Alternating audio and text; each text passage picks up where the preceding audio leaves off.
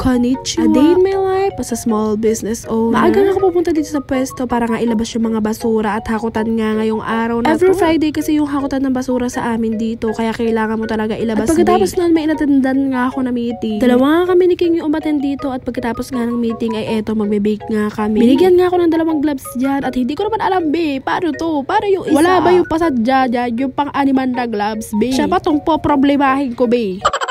Abay, nalulungkot na lang talaga ako at hindi talaga magkasya yung gloves sa kamay ko. Okay na to. Okay na yan. Pwede na yan. Yay!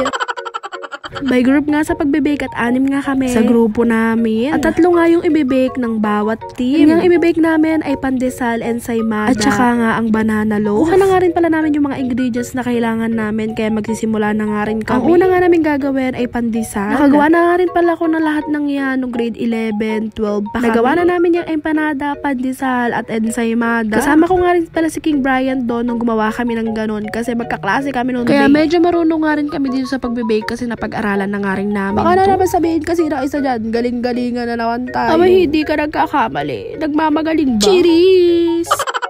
Sa pagbe-bake nga mga be, hindi mo kailangan talaga ng gloves. At kakamay-kamayin mo talaga yan, be. Mas masarap yan. At ang tunay na chef talaga, hindi gumagamit ng gloves. Pero syempre, kahit ganun, dapat malinis pa rin yung kamay. Abay, kahit yung kamay ko, hindi mukhang malinis yan, be. Pero malinis yan ha, mukha lang hindi. Itim kasi, hindi lait yung sarili. Basta nga kapag nagmasa ka ng dough, dapat push, kabig lang, be. Hindi ko sure ha, yun lang yung alam ko. Pero parang sure ako, uy, ang gulo na.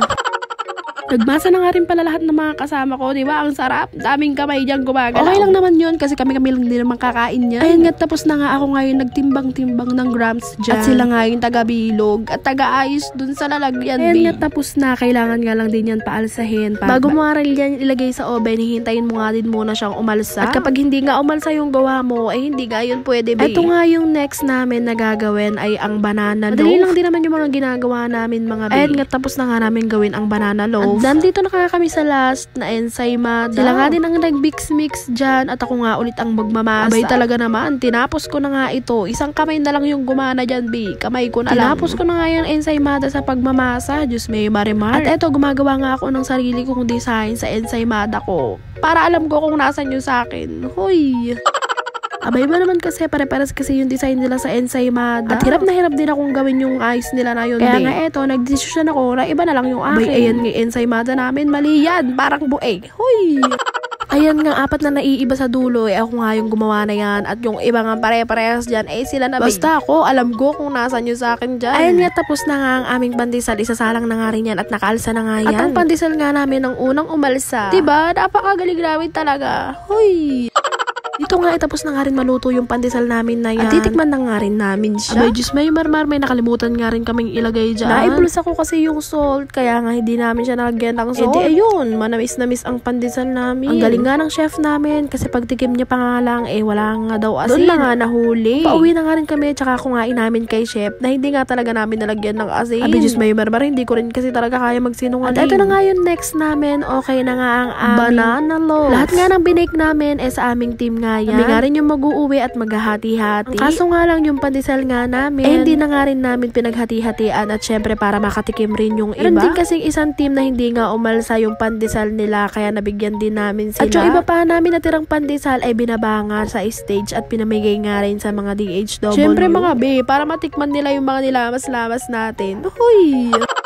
Ito nga, hinati-hati na nga rin ni chef ang aming banana loaf para nga rin matikman na namin, be. At sobrang init, be, nung tinikman namin. At ito nga yung aming chef na mabait. May lagi niya nga sinasabi, very good daw yung group 1. Hello, kami yung group 1. At ito na nga rin, finally, tapos na nga rin ang aming ensaymada at nalagyan na nga rin namin siya ng mga cheche bureche.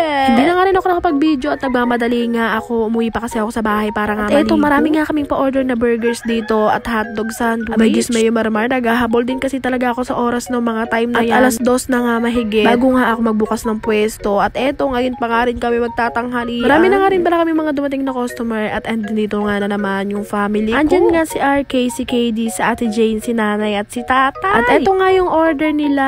Eto na nga ni at overload na burger. Meron na nga rin pala kami ditong speaker sa pwesto na may mic na wireless at mic na may wire. Kaya nga kung sino yung gustong kumanta habang naghihintay ng order, go lang be, kumunek ka nga lang. Libre nga lang ang pagkanta dito. ikaw nga lang din ang kukunin. Ito na nga rin nung kinagabihan, may nag-order nga sa amin ng 5 pastil. At ang susunod nga niyan ay 2 pastil na tag 50 pesos at 3 pastil na tag 30 pesos. Hindi na nga rin talaga ako nakapag-video at sobrang busy. Sobrang daming ginagawa. Pero thank you Lord, kahit late na kami nag-open, may sales pa rin kami. Nga po na nanonood, kung hindi ka pa nga po nakafollow sa akin, i-follow nyo na nga rin po ako. Pindutin nyo nga lang din po yung follow sa tabi ng pangalan ko na Ate Pat. Ito na nga, umuwi na nga rin ako dyan. Dala ko nga yung pastil na nakalagay sa jar. At kunti na nga lang din yan, paubos na nga din. Kung gusto mo nga rin mag-order ng pastil in a jar ko, PM mo nga lang din po ako. Inuwi ko rin kasi yan at gusto nga rin ni nanay, mag-uulam nga din siya niya. O siya, hanggang dito na nga lang din po ulit. Maraming salamat po sa inyo. Ingat po kayo palagi.